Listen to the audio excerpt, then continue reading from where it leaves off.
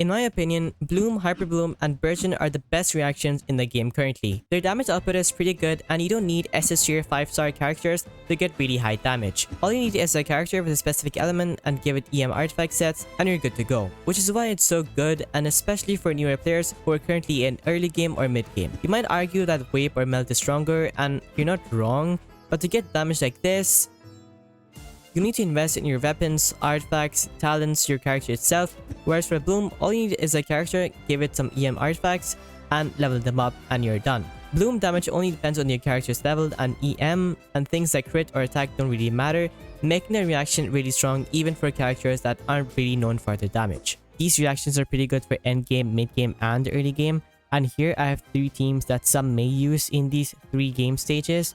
So let's start from the beginning with a team like this, where you don't really want to invest in these characters because they're just not good, but you need something to beat the enemies and clear Abyss floor 3. So you can get Zhongling.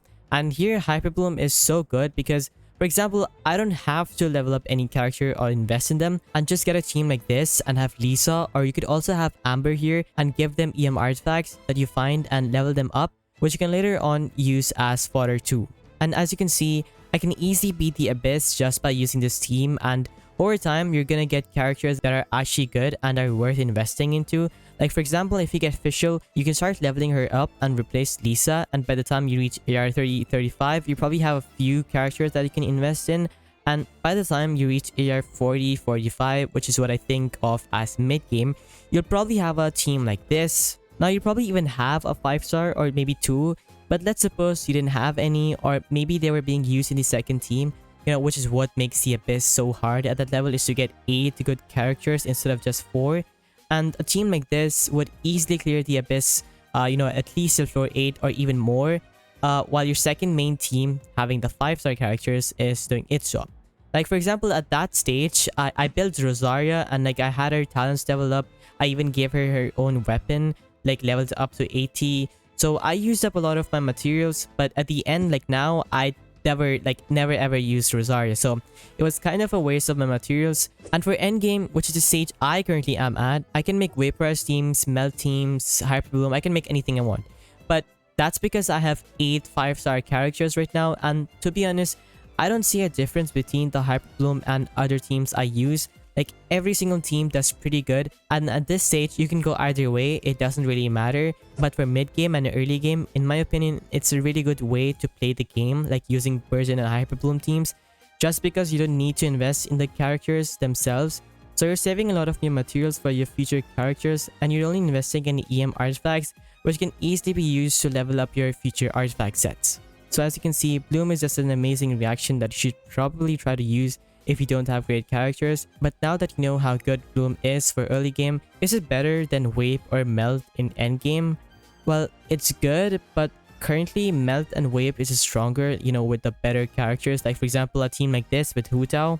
Now I guess this team is not that great, in terms of Melt and their peak potential, but I like this team because it has both Ayaka and Hu Tao. But yeah, they're definitely better teams. But what I'm trying to say is, for example, if you had to choose between Ayaka and Yae Miko, it's pretty clear that Ayaka is stronger as a unit. Same with Hu Tao. They're just so much better than, Yae Miko. I mean, most people don't even consider Yae Miko as an SS tier character, and people only say she's good because of the new reactions. And to some extent, they're not wrong.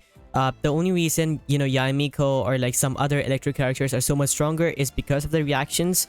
But I guess you could say the same about, Hu Tao because of, Vaporize and Melt like that. But for someone like Raiden Shogun, who has always been an SS tier character, even before dendro reactions, just imagine if we had a character like Raiden Shogun who was better suited for Hyperbloom and, dendro reactions, I guess. We can definitely get a lot more damage out of them.